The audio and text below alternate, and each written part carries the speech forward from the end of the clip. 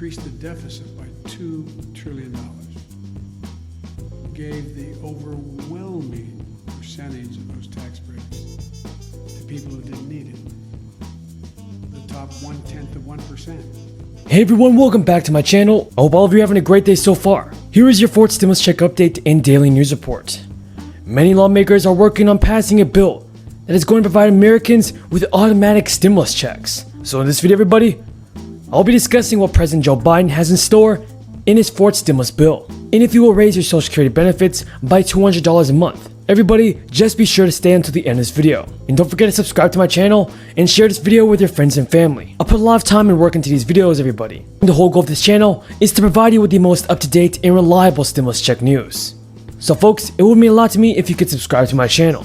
Now, President Joe Biden argued that Friday's disappointing employment numbers are evidence that Congress should pass his $4 trillion infrastructure and jobs package to jumpstart the US economy.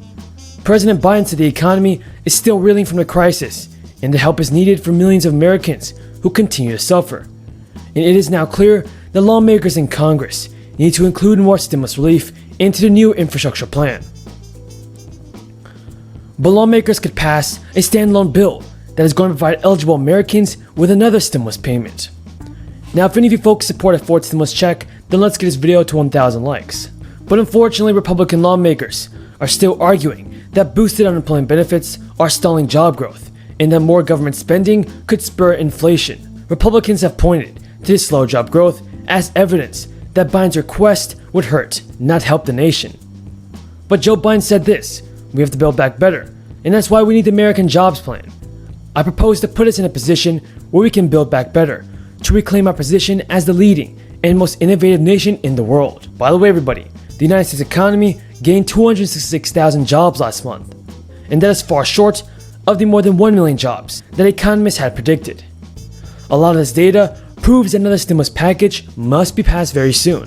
Now, Biden's spending proposals are intended to tackle those issues. President Biden wants Congress to pass a $2.3 trillion spending bill that would fund everything from new bridges and EV vehicles, also helping families pay for elderly care, and possibly raise the Social Security benefits.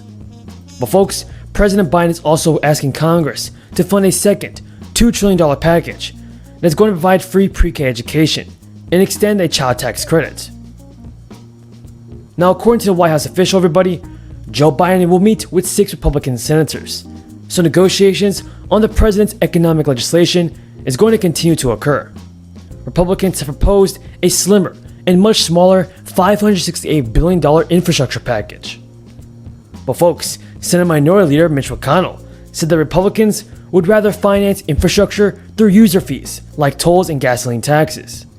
McConnell said this week they were open to doing a roughly $600 billion package, which deals with what all of us agree is infrastructure, and to talk about how to pay for that in any way other than reopening the 2017 tax reform bill. Everybody, I just hope our politicians in Congress pass a fourth stimulus bill and help out the American people that still need help. And if you guys agree with me, then let's get this video to 1,000 likes. Now, we will definitely see lawmakers negotiating more in these upcoming weeks. In an effort to safeguard against any future recessions, lawmakers in the Senate and the White House are considering setting up automatic relief for next time the economy takes another significant dip. Economic Security Project recently briefed 50 staff members from the Senate Finance Committee on automatic stabilizers, and that would tie the issuance of expanded unemployment payments and stimulus checks to the state of the economy. The organization also had conversations with Biden's administration and is hopeful the measure is going to be included in the final draft of either the American Families Plan or the American Jobs Plan. Automatic stabilizers, everybody, for unemployment benefits are often tied to unemployment rates, as the White House has backed up this claim for unemployment insurance, and Vice President Kamala Harris still supports recurring payments. So it is very possible, folks, that Democratic lawmakers are going to pass stimulus legislation through the budget reconciliation process. And that means that instead of needing 60 votes to move forward, Democrats can pass legislation with a simple majority of 51 votes. But without reconciliation, Democrats are going to need the support of at least 10 Republicans. If any of you have any questions about this video or about a fourth stimulus bill and your Social Security benefits, then be sure to leave them in the comments below. Folks, thank you for watching. I truly appreciate all of your amazing support. 100% focused on stopping this administration. You've spoken about your relationship with him in the past.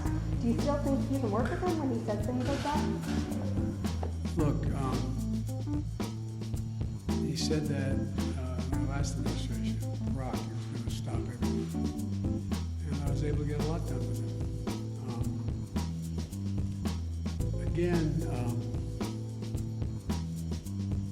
Look, everything I'm proposing that be done to generate economic growth, employment, and put us in a position where we can outcompete any other country in the world with research and development and moving ahead, I pay for. We talk about how this is going to cost so much money. I'm not paying for it. The bottom line is this. My Republican friends had no problem voting to pass a tax proposal that expires in 2025 that cost $2 trillion. None of it paid for. Increased the deficit by $2 trillion. Gave the overwhelming percentage of those tax breaks to people who didn't need it. The top 1/10 of 1%. They didn't need it. And it was argued that what it would do is generate this great economic surge and growth. It would increase productivity. It would pay for itself. It would generate a sense of growth in America we hadn't seen ever before. Well, everyone from the Heritage Foundation on has pointed out hadn't done that. Hadn't done that. Now I come along, and the proposals that I'm suggesting are tried and true things like when you rebuild bridges, things get better. When you rebuild highways, you don't have to, airports, ports, it all matters. It increases productivity. And the programs that relate to people are programs that are the things that also generate economic growth. And I view them as, for example, tax cuts for middle class, upper middle class, and working class people. And so you eliminate a few of just have the super wealthy begin to pay their fair share.